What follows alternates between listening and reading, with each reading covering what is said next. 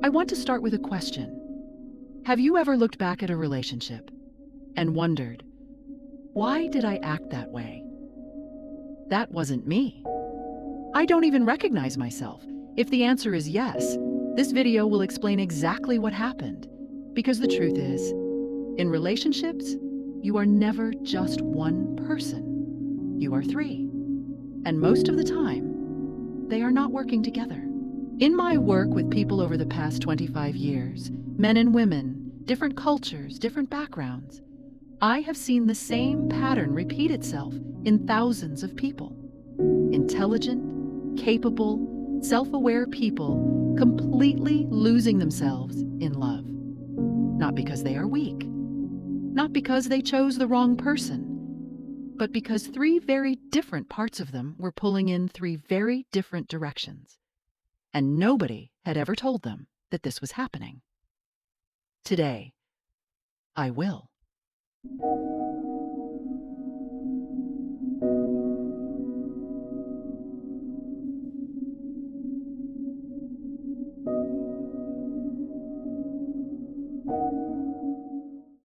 The first part, your emotional state.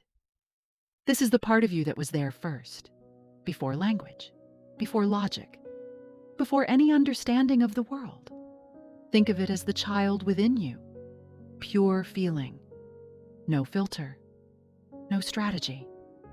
When you were small, this part of you experienced everything directly: joy, warmth, safety, but also fear, uncertainty, the absence of what you needed, and when difficult things happened in your early environment, when a parent was absent, overwhelmed, unpredictable, something very specific occurred. A piece of your original trust was disturbed, not broken beyond repair, but altered. And that alteration stayed, because the emotional state does not forget. It carries everything. So when you fall in love as an adult, this child is still present, still longing for the safety it did not always receive, still reaching for connection with the same urgency it felt back then. And when it holds the wheel alone, it makes decisions not from clarity, but from those old patterns of fear. Fear of losing the person, fear of not being enough, fear of being abandoned again. This is not weakness. This is a child who learned to survive by holding on. The second part, your mind state. If the emotional state is the child, the mind state is the adult. It is the part of you that learned to think, to plan, to analyze, to protect. And it has one primary goal: survival. The mind state developed its strategies early. It watched what worked, what kept you safe, what prevented pain, and it locked those strategies in. The problem is, many of those strategies made sense then. As a child, staying quiet prevented conflict. Being agreeable brought approval. Making yourself small kept the peace. These were intelligent adaptations, but the mind state does not easily update its files. It holds on to patterns long after they have stopped serving you. So now, as an adult in a relationship, your mind state is still running programs that were written decades ago. When something feels wrong, instead of saying, "This is not good for me," it says, "Let me explain this away. Let me rationalize. Let me find a reason to stay comfortable even if something is hurting me." It is not working against you. It is doing exactly what it was designed to do, keeping you safe. But safe in the way a child once needed to be safe, not in the way an adult deserves to live. The third part, your ego state. This is the most misunderstood part of all. When people hear the word ego, they think of arrogance, of pride, of selfishness. But that is not what I mean. The ego state, in its healthy form, is something entirely different. It is your self-worth, your inner compass, the quiet, unwavering knowledge that you are valuable, not because of what you achieve, not because of how others see you, simply because you exist.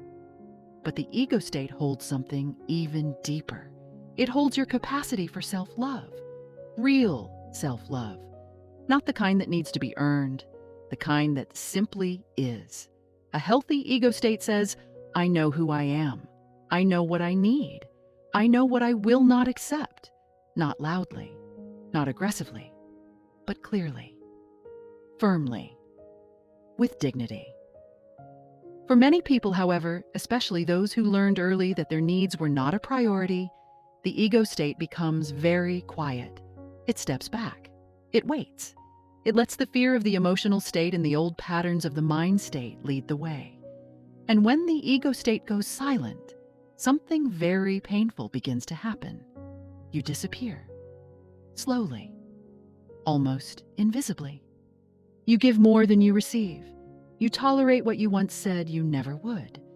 You lose yourself piece by piece in service of a connection that is costing you everything. What happens when all three are out of balance? The emotional state. The child chases connection from old wounds of fear. The mind state, the protective adult, justifies what hurts and holds on to patterns that no longer serve you. And the ego state, the keeper of your worth and your self-love, goes quiet.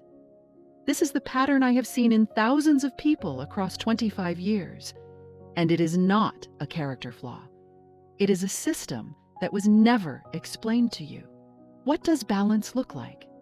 This is the part I find most beautiful. When all three parts finally work together, harmoniously, supportively, something extraordinary happens. You come into full possession of your own wholeness. The emotional state feels deeply, without being ruled by old fear. The mind state thinks clearly, without talking you out of your truth. And the ego state stands, quietly, firmly, in full self-worth and genuine self-love. When these three align, you experience something rare, a sovereignty, a presence, an inner stillness that radiates outward, and this is profoundly attractive. Not in a superficial sense, but in the deepest sense. People feel it when they are near you. They cannot always name it, but they feel it. Because you are no longer sending the signal that your needs are negotiable. You are no longer disappearing to keep others comfortable. You are simply, fully, yourself. And that is one of the most powerful things a human being can be. A final thought. If you recognized yourself in any of these three patterns, please hear this. You are not broken. You are not too much. You are not too sensitive. You simply have three parts within you that have never truly met each other, harmoniously and supportively, in a relationship.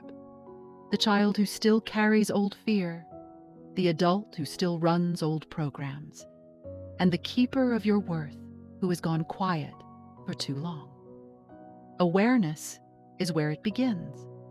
The moment you can see the pattern, you are no longer completely inside it. And that is where real change begins.